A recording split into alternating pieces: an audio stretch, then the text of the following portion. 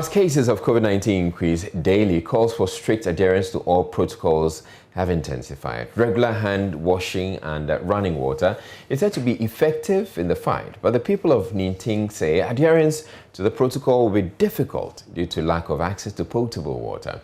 For decades, the community of Ninting in the Mampong municipality has scraped rocks for water. Reopening of schools in the face of a pandemic whose prevention is through regular hand washing among other protocols has got parents worried for their children. Lava Firm's Nanaya Juma traveled to the community and filed this report. These twin sisters make their way from home in search of water for their house chores. They always pray for rains. When it fails, their opportunity to harvest rainwater from the roof is dashed. Along the road to the water source, the number of children heading there swells. The water oozes from a rock through a small canal, gathers at a small opening and scooped into containers. It's past midday and the twins we came to this place with have been in the queue since, waiting for their turn to be able to fetch from this source of water. It's the ordeal they have to go through on daily basis before they are able to get some water for household activities and also some water for school when it's school day. Augustina Pokia describes the challenge they go through on daily basis to get water before going to school. On school days, we wake up at dawn to fetch water. The queue sometimes is very long that we end up running late for school. As a daily routine, every child in the two government basic schools here at Ninting is expected to send a gallon of water to school.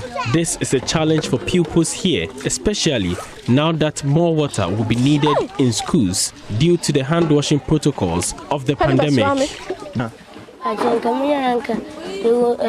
I wish we had water in school for hand washing and other chores. Unfortunately, we don't have.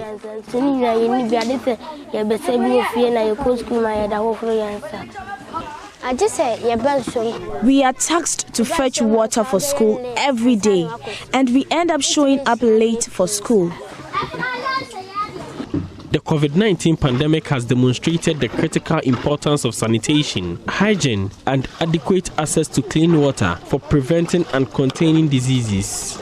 Here at Ninting, this surface water, known as Ninting, complements water from the rocks, but the route to the source is hilly and daunting. The untreated water source also dry up.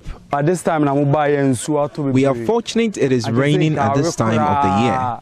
All water sources would have dried up. When this water dries, we go to the next village and we fight us to the water since it's theirs. Efforts to get water supply extended from Mampong to nearby Ninting, which is just 4 kilometers away, have proven futile.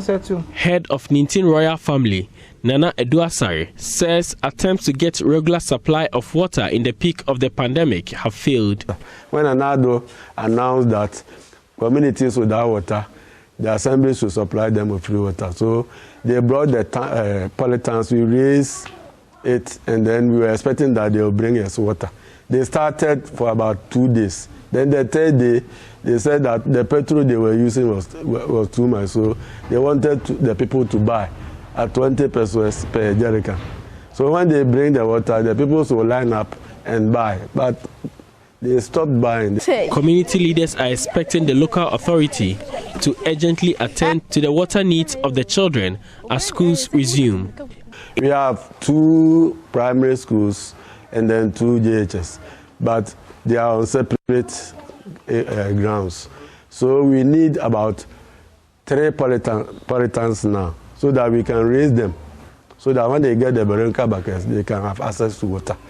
In Ghana, available statistics indicate less than 2 in 5 Ghanaians drink safe water. Also, 3 out of every 5 schools are without water supplies. This needs to improve in communities like Ninting for the country to meet the UN Sustainable Development Goal 6 of access to water and sanitation for all by 2030. From the Ashanti region for Joy News, Nana Aljima reporting.